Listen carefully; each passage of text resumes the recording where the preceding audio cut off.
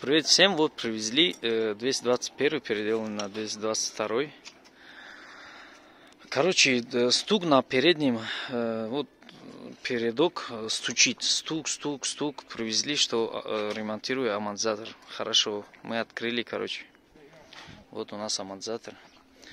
Амортизатор чуть-чуть заклинивший. Ту сторону мы сделали, теперь эту сторону хотим сделать. Но стук не только в амортизаторах. Стук еще, смотрите, недавно ходовую часть делали.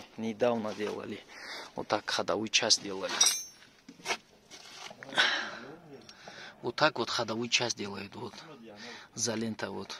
За лентой обмотали, короче, вот смотрите. Блин, видно, не видно. Блин, смотрите. Изолентом замотали и все. Решено, не покупайте стабилизатор, больше втулки не понадобится, вот так делайте. Блин, не знаю, как думать, чтобы вот изолента, блин. Ну вот так не делайте, да, вот смотрите. Изолента, здесь стабилизатор, он стабилизирует движение. Здесь, знаете, какой, блин, не знаю, вес машины он держит. Он на изолентах, этой изоленте никогда, даже резину не ставьте.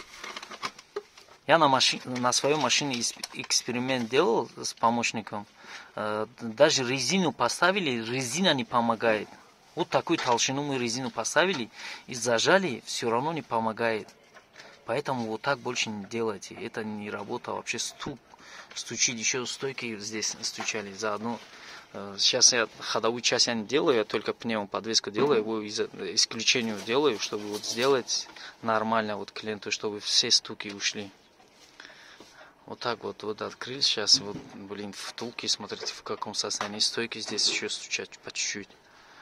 Самое главное, вот втулки стучат, очень сильно стучат, они изоленту поставили, как будто вот все уже, изолента уберет, короче, этот стук. Вот так вот, пока всем, удачи всем, ставьте лайк, подписывайтесь, все, пока.